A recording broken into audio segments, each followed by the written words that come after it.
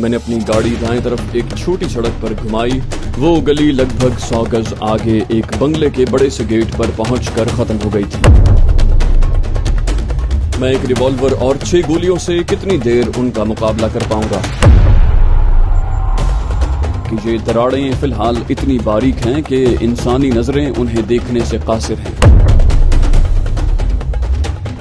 ताहम अगर जहाज के इंजन एक हद से ज्यादा रफ्तार पर चलाए गए तो ये दरारें खुलना शुरू हो जाएंगी और ऐन समंदर के बीच कोई हादसा पेश आ सकता है। वतन ज़ात।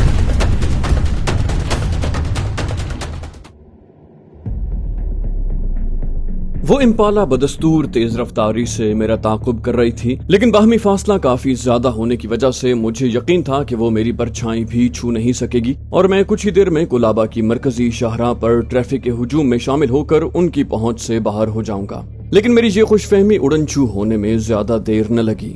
मुझे पता चला कि मेरी फिएट टैक्सी का इंजन खासा ताकतवर सही, लेकिन इम्पाला से उसका कोई मुकाबला नहीं है। मेरी तमाम तर कोशिश के बावजूद दोनों गाड़ियों का दरमियानी रास्ता रफ्ता रफ्ता कम हो रहा था। मुझे ये मानने में ज्यादा देर नहीं लगी कि मैं उस गाड़ी से ऐसे पीछा नहीं छुड़ा सकता। मुझे कोई तरीका ढूंढना पड़ेगा और वो भी जल्द अज जल्द। सोचने और फैसला करने की मोहलत बहुत कम थी। मैंने अपनी गाड़ी दाएं तरफ एक छोटी सड़क पर घुमाई और फिर एक और मोड़ मुड़कर एक गली में घुस गया। बदकिस्मती से मुझे फौरन ही अंदाजा हो गया कि मैं एक संगीन गलती का इर्तिकाब कर गुजरा हूँ। वो गली लगभग 100 गज आगे एक बंगले के बड़े से गेट पर पहुंचकर खत्म हो गई थी।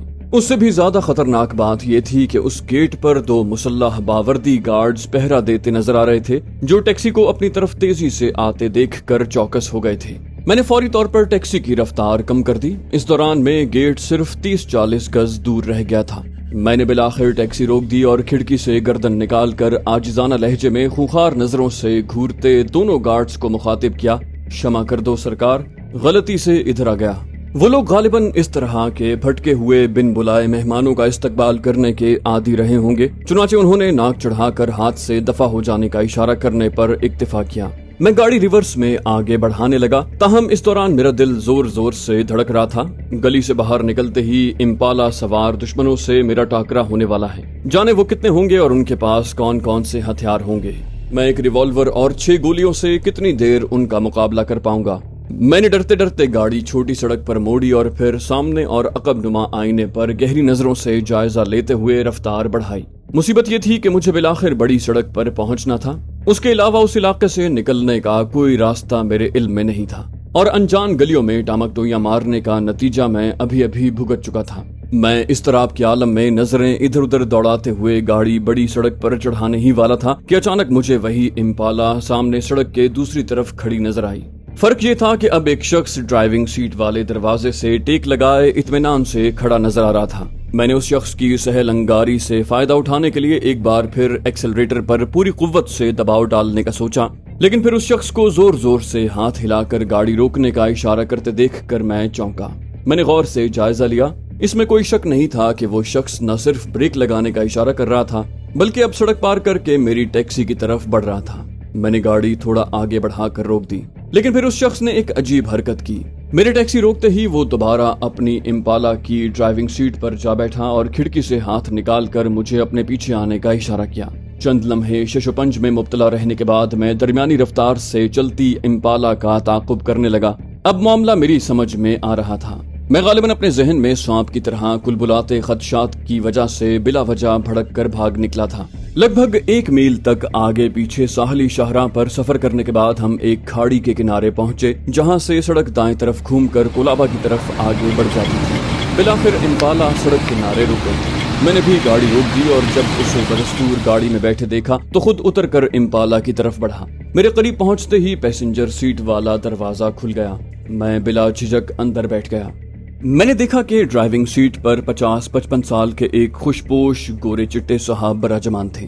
मुझे उनके चेहरे पर ऐसी शोख लेकिन गर्मजोशी से भरपूर मुस्कुराहट नजर आई कि मैंने बेख्तियार मुसाफे के लिए बढ़ा हुआ उनका हाथ थाम लिया। वो बोले, बहुत दिनों के बाद अच्छी खासी भाग दौड़ करवा दी दोस्त, मगर साथ ही जता भी दिया कि इफ्तिखार साहब बिला वजह आपके गर्विदा नहीं है। मैंने शर्मिंदा होकर कहा, माजरत चाहता हूँ सर। दरअसल मुझे शदीद खतरा था कि आज सचिन के घर पर खुफिया वाले मेरी गर्दन पकड़ने के लिए तैयार बैठे होंगे।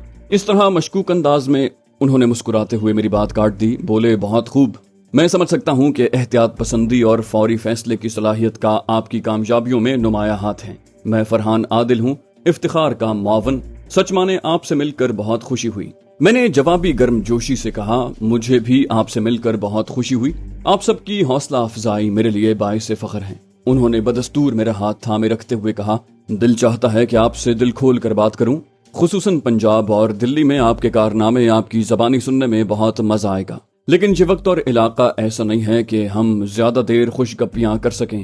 آپ افتخار صاحب کا یہ تحفہ قبول کریں اور مجھے اجازت دیں۔ میں نے چونک کر ان کے بائیں ہاتھ میں موجود گتے کے چمکیلے اور لمبوترے کارٹن پر نظر ڈالی اور پھر سوالیہ نظروں سے فرحان عادل کی طرف دیکھا۔ انہوں نے مسکراتے ہوئے کہا، کیلورٹ ریزرو امریکن بلینڈڈ وسکی ہے، آپ کو یقیناً پسند آئے گی، جانی واکر بلیک لیبل کو بھول جائیں گے۔ مجھے ایک لمحے کے لیے سمجھ نہ آیا کہ افتخار صاحب کے اس مذاق پر کیا رد عمل ظاہر کروں، تبھی فرحان عادل کے چہرے پر پہلے شوخ مسکراہٹ لہرائی اور پھر گاڑی میں ان کا دبا دبا سا قہقہا گونجا، معاف کرنا یار، میں بعض اوقات بے موقع مذاق کر گزرتا ہوں، یہ بوتل سچن کے لیے ہے۔ میں نے جھیپی ہوئی مسکراہٹ کے ساتھ بوتل ان سے لے لی۔ انہوں نے کہا، اس بوتل کے حوالے سے افتخار صاحب کی مزید ہدایات سن لیں، جیسا کہ قوی امید ہے کہ سچن کافی ساری فائلیں لے کر آیا ہوگا، تصدیق ہونے پر آپ کو کوشش کر کے اس شراب کا کم از کم ایک جام اپنی نظروں کے سامنے اسے پلانا ہوگا، دوسرا وہ خود پیے گا اور تیسرے سے پہلے مدہوش ہو جائے گا، کیونکہ ہم نے اس بوتل میں خواب آور دوا انجیکٹ کر رکھی ہے۔ اس کے بعد آپ خود ان تمام فائلوں میں موجود زیادہ سے زیادہ دستاویزات کی تصویریں اتاریں گے اور پھر کیمرے سے فلم رول نکال کر نیا رول ڈالنے کے بعد وہاں سے نکل آئیں گے۔ ہو سکتا ہے اس طرح کوئی اضافی معلومات ہمارے ہاتھ لگ جائے۔ میں نے ان کی ہدایات پر لفظ بلفظ عمل کرنے کا یقین دلایا۔ اس دوران میں اسلم ہماری گفتگو میں دخل دینے کی بجائے چپ چاپ مسکراتا رہا۔ مزید چند باتیں کرنے کے بعد انہوں نے مجھے رخصت ہونے کی اجازت دی۔ میں نے وہ بوتل ایک کپڑے میں لپیٹ کر اپنے قدموں میں رکھ لی اور ٹیکسی موڑ کر واپس نیوی نگر کی طرف چل پڑا۔ سچن کے گھر کی طرف جانے والی تنگ سڑک پر پہنچتے ہی میں ٹیکسی کی رفتار کم کر دی۔ میری نظریں تیزی سے ارد گرد کا جائزہ لے رہی تھیں۔ اس کے ساتھ میں سوچ رہا تھا کہ کیا آج بھی میں بغیر کسی مشکل کے سچن کے سر پر سوار ہو کر اپنے اشاروں پر اسے چلانے اور اپنا کام نکلوانے میں کامیاب ہو جاؤں گا۔ دراصل مجھے تمام دن دھڑکا لگ رہا تھا کہ کہیں اس نے خوفزدہ ہو کر فائلیں چھپا کر گھر لانے کا ارادہ ترک نہ کر دیا ہو، یا اس سے بھی زیادہ خطرناک بات یہ کہ کہیں وہ اپنی اس سرگرمی کے دوران پکڑا نہ گیا ہو۔ ایسی صورت میں قوی امکان یہ تھا کہ شکاری اس کے گھر پر جال بچھائے بے تابی سے میرا انتظار کر رہے ہوں گے۔ اپنے دل میں کلبلاتے انہی خدشات کے پیش نظر میں نے ٹیکسی براہ راست سچن کے گھر کے سامنے لے جا کر کھڑی کرنے کی بجائے لگ بھگ 100 گز پہلے روک دی۔ میں آس پاس کا جائزہ لیتے ہوئے پیدل چلتا ہوا سچن کے کوارٹر کے قریب واقع باغیچے میں داخل ہوا اور پھر درختوں کے ایک جھنڈ کے درمیان خود کو پوشیدہ رکھتے ہوئے گہری نظروں سے گیٹ اور گرد و نواح کا جائزہ لینے لگا۔ میں کوشش کے باوجود وہاں کوئی غیر معمولی سرگرمی بھانپنے میں ناکام رہا۔ کچھ انتظار کے بعد میں نے خطرہ مول لے کر قریب سے کوارٹر کا جائزہ لینے کا فیصلہ کیا۔ میں چہل قدمی کے انداز میں سچن کی قیام گاہ کے سامنے سے گزرا اور 50 گز آگے جانے کے بعد واپس پلٹا اور ایک بار پھر گیٹ کے سامنے سے گزرا۔ اس دوران میں بھی میری نظریں خطرے کی کوئی علامت تلاش کرنے میں ناکام رہیں۔ سچن کی کار معمول کے مطابق مجھے سامنے کوارٹر کے احاطے میں کھڑی نظر آئی۔ کچھ ہی دیر کے بعد میں سچن کی نشست گاہ میں اس کے سامنے موجود تھا۔ اس نے مجھے عجیب بیزار سی نظروں سے دیکھ کر ناراضی بھرے لہجے میں کہا، میں اس اشب گھڑی پر دھتکار کرتا ہوں جب تم میرے جیون میں گھسے تھے۔ میں اپنی ہی نظروں میں گر گیا ہوں۔ جانے کیوں مجھے اس کی بات سن کر غصہ آ گیا۔ میں نے کہا، اپنے گریبان میں جھانک کر دیکھو مسٹر سچن، تم میری وجہ سے نہیں بلکہ اپنے گندے کرتوتوں کے نتیجے میں ذلیل ہو رہے ہو۔ تمہیں تو میرا آبھاری ہونا چاہیے کہ بربادی کے کھڈے میں گرنے سے پہلے تمہیں روک لیا۔ آج نہیں تو کل تمہاری پتنی اور افسروں پر ان تمام نیچ حرکتوں کا پول کھل ہی جاتا، پھر تم کہیں کے نہ رہتے۔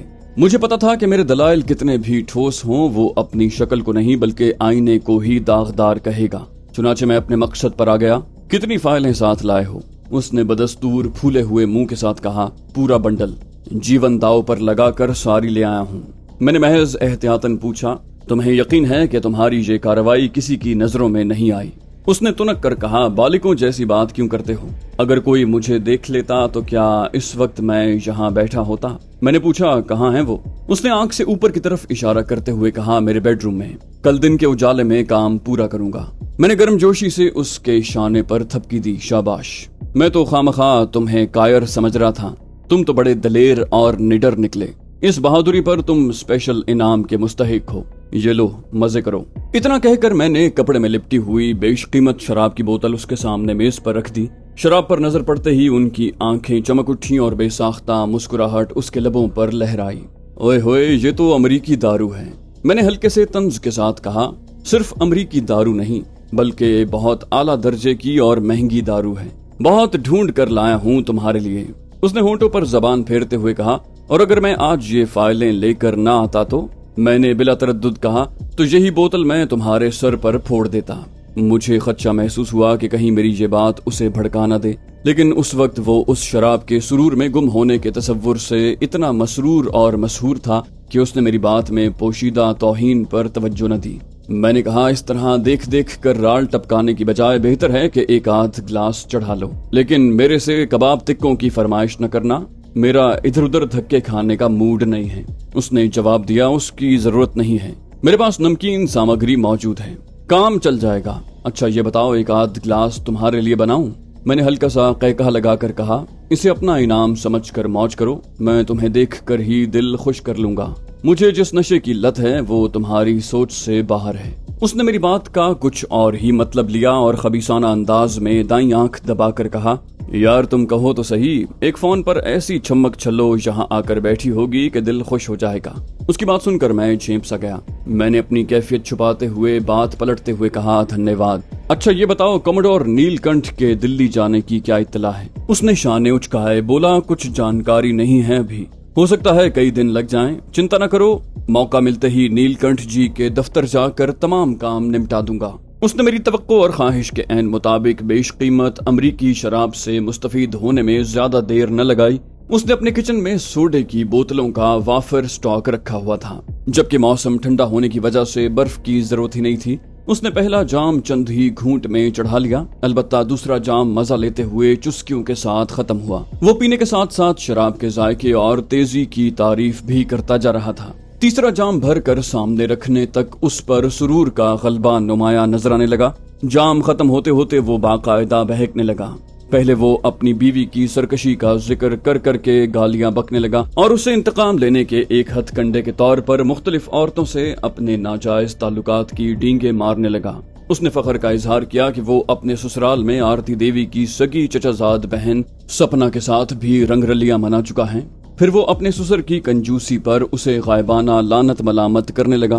پھر وہ بھگوان سے گڑ گڑاتے ہوئے پرارتھنا کرنے لگا کہ اس کے سسر کا جلد از جلد دیہانت ہو جائے تاکہ وہ اس کی دولت پر قابض ہو کر عیاشی کر سکے۔ میں اس کی بکواس پر غور کیے بغیر محض اس کی ہذیانی حالت سے لطف اندوز ہو رہا تھا، لیکن پھر جب وہ اپنے باس کموڈور نیل کنٹھ کو مغلظات سے نوازنے لگا تو میں چونکا۔ وہ ساتھ ساتھ شکایت کر رہا تھا کہ نیل کنٹھ اس کی کارکردگی سے سخت نالاں ہے اور بات بے بات پہ اسے لتاڑتا رہتا ہے۔ اس نے ناقص کارکردگی کو جواز بنا کر اس کی ترقی بھی روک رکھی ہے۔ رفتہ رفتہ اس کا غیظ و غضب مزید شدت پکڑ گیا اور اس نے بدبودار گالیوں کے درمیان بددعا دی کہ بھوانی دیوی ٹرین کی اس بوگی میں آگ لگا دے اور نیل کنٹھ کو جلا کر بھسم کر دے جس میں وہ راجدھانی دلی جانے والا ہے۔ میں نے اپنا جوش و خروش دباتے ہوئے سرسری لہجے میں کہا، وہ نیت سوموار کو جا رہا ہے نا راجدھانی؟ اس نے جھومتے ہوئے لگ بھگ خرخراتی آواز میں کہا، نہیں منگلوار۔ اس کے ساتھ ہی وہ صوفے پر ڈھیر ہو گیا۔ سچن تو ہوش و حواس کھو بیٹھا تھا، لیکن اس کی زبان سے نادانستہ طور پر نکلنے والے الفاظ نے میرے اعصاب جھنجھنا کر رکھ دیے۔ میرے ذہن میں سوالات آندھی کی طرح چکرا رہے تھے۔ بظاہر ڈرپوک اور مجہول نظر آنے والے اس شخص نے اپنے باس کی دلی روانگی کے حوالے سے سفید جھوٹ بولا تھا۔ شراب کے اثر سے دماغ نہ گھومتا تو ہم اس کی بات کا اعتبار کر کے کموڈور کی دلی روانگی کا انتظار کرتے رہتے اور وہ دارالحکومت کا چکر لگا کر واپس بھی آ جاتا اور ہمارا کام دھرے کا دھرا رہ جاتا۔ اب میرے ذہن میں یہ شک بھی زور پکڑ رہا تھا کہ کہیں اس نے اپنے دفتر کی فائلوں سے مطلوب رازوں کی فراہمی کے حوالے سے بھی ہمیں جھانسا تو نہیں دیا۔ شاید یہ ہمیں الو بناتے ہوئے کسی مناسب موقع کا منتظر ہے کہ اپنی جان چھڑا کر میری گردن پھنسا سکے۔ میں ایک بار خفیہ والوں کے ہتھے چڑھ گیا تو اسے بلیک میل کرنے کا حربہ دھرے کا دھرا رہ جائے گا۔ میں نے گہرا سانس لے کر خود کو پرسکون کرنا چاہا۔ बज़ाहिर कींचवा नजर आने वाला ये सांप अगरचे मुझे धोखा देने में कामयाब हो गया है, तहम अल्लाह रब्बुल इज्जत की करम नवाजी से मुझे डसने से पहले ही ये बेनकाब हो गया है। उसकी गर्दन अभी तक मेरे शिकंजे में है। अगर उसने अब तक चालबाजी की है तो भी उसे हमारी उंगली के इशारे पर नाचना पड़ेगा। लेकिन पहले ये तस्दीक जरूरी है कि उसने अब तक जो मालूमात मुहैया की हैं वो असली हैं या जाली। फिलहाल अपने इस शक की तस्दीक या तरदीद के लिए मेरे पास एक ही रास्ता था, और वो ये कि आज ये जो फाइलें लाया था उनका बगौर जायजा लिया जाए। मैं उसे वहीं नशिस्त गाह में छोड़कर उसकी ख्वाबगाह में जा पहुंचा। मुझे सामने ही मसहरी की साइड टेबल पर फाइलों का पलंदा रखा नजर आ गया। मैंने धड़कते दिल के साथ फाइलों पर लपेटा फीता खोला और सबसे ऊपर वाली फाइल खोलकर उसमें मौजूद दस्तावेजात पर नजर दौड़ाई। मैं बहरी साइंस के रमूज से नाबलद था, लेकिन मुझे उम्मीद थी कि दस्तावेजात के मुंदरजात का बगौर जायजा लेने के बाद मामला किसी न किसी हद तक भांप लूंगा। पहली दो फाइलें जहाज की तज़ीनो आराइश पर आने वाले अखराजात और अमले की तनख्वाहों की दस्तावेजात पर मुश्तमिल थीं। मैंने चीदा चीदा मालूमात की तस्वीरें खींचने पर इक्तिफा किया, लेकिन मेरी नजरों के सामने आने वाली तीसरी दस्तावेज ने मेरी तवज्जो अपनी तरफ मबजूल करवा ली।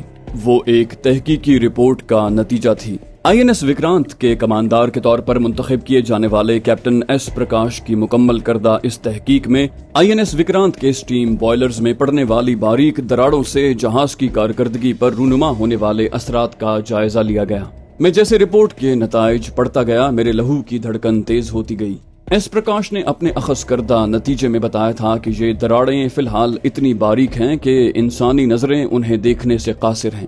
ताहम अगर जहाज के इंजन एक हद से ज्यादा रफ्तार पर चलाए गए तो ये दरारें खुलना शुरू हो जाएंगी और ऐन समंदर के बीच कोई हादसा पेश आ सकता है। ये पढ़कर मैं खुशी से झूम उठा। अपनी दिली कैफियत संभालते हुए मैंने आगे बढ़ा। कैप्टन प्रकाश शदीद मायूसी के एहसास के तहत लिखता था कि इस सूरत हाल में उसके अलावा कोई चारा नहीं कि INS विक्रांत की ज्यादा से ज्यादा रफ्तार सिर्फ 14 नॉटिकल माइल रखी जाए। लेकिन इस सूरत में ये पाकिस्तान की अमरीकी साख्ता टेंच क्लास आबदोज का आसान शिकार बन सकता है, जिसकी खरीदारी की बातचीत जारी थी। बाकी रिपोर्ट में जहाज पर परवाज करने और उतरने के हवाले से तैयारों की सलामती और तहफ्फुज के हवाले से संगीन खदशात का इजहार किया गया था, जबकि जहाज पर तैयारा शिकन तोपों की कारकर्दगी के हवाले से कई कमजोरियों की निशानदही की गई थी और बहैसियत मजमूई मायूसी का इजहार करते हुए उस जहाज को हिंदुस्तानी बहरिया के लिए सफेद हाथी करार दिया गया था।